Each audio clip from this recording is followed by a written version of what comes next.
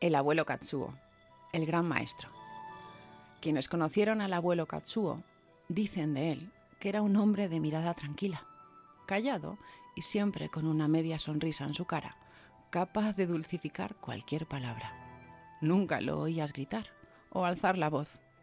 Era un hombre bajito y atlético, de hombros estrechos y pies pequeños y bien equilibrados. Tenía los brazos fuertes y unas manos de dedos largos y elegantes.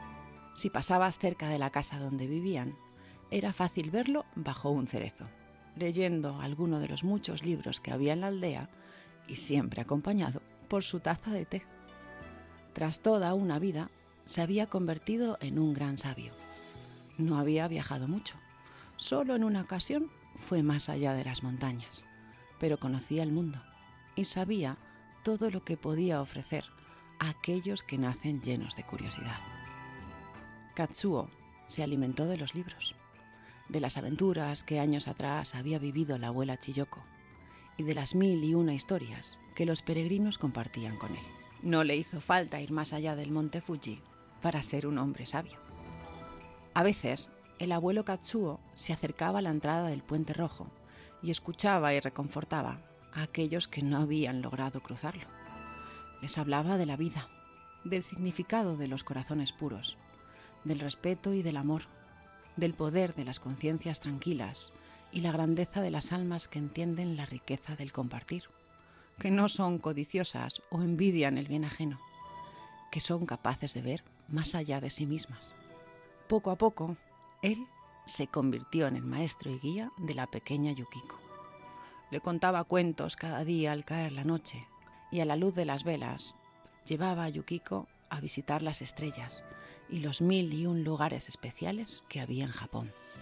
Le hablaba del monte Fuji y sus 5 lagos, de los templos sagrados y las tradiciones. Le hablaba de la grandeza del hombre y de sus grandes debilidades.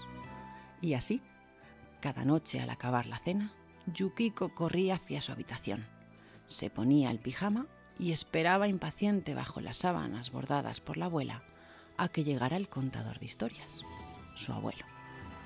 Aprendió el origen de su linaje, el valor de la naturaleza, a respetarla y convivir con ella, a leer el volar de las grullas y a valorar la riqueza de los corazones puros.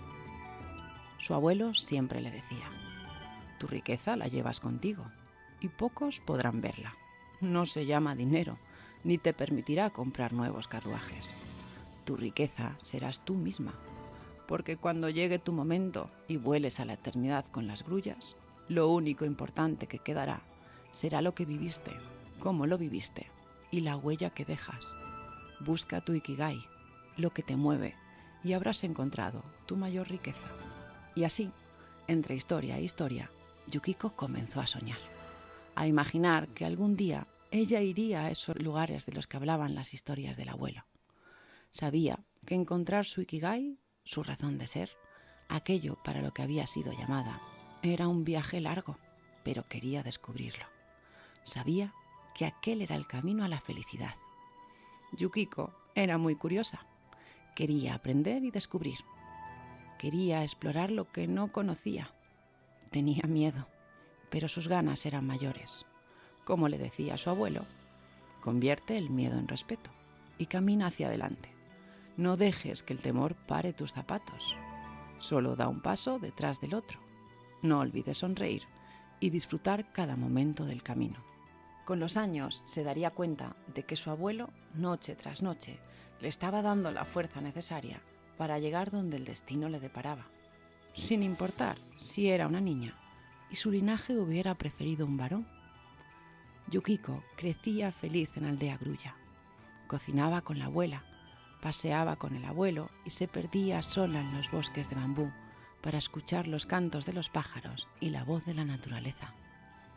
A medida que se hacía mayor, sus paseos en el bosque se volvieron cada vez más y más largos. Podía estar todo un día caminando o sentada bajo la copa de un árbol, escuchando los sonidos de la naturaleza. Poco antes de cumplir sus 16 años, comenzó a oír las voces de sus ancestros, que compartían con ella la sabiduría de cientos y cientos de años, y como hacía el abuelo Katsuo, ellos también le contaban historias de aquel otro mundo que ella no conocía y la estaba esperando. La acompañaban durante sus largos paseos y la animaban a encontrar a la mujer tierra, pues ella era la llave de su Ikigai. Sus ancestros y sus luces la animaban a seguir caminando y descubrir el olor de los cerezos más allá del monte Fuji. Ellos le hablaban también de la mujer tierra. Ella era su destino, pero para encontrarla debía primero abrir más sus ojos al mundo, empezar a caminar, vencer el miedo, fallar, llorar más y sonreír más. Y cuando el camino estuviera hecho y los senderos recorridos, entonces tierra y estrellas se unirían y la mujer tierra surgiría.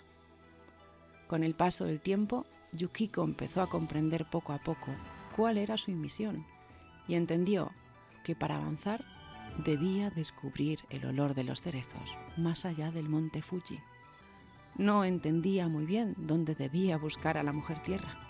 A veces no entendía muy bien lo que sus voces y sus luces le decían, pero lo que sí sabía es que la encontraría más allá de las montañas.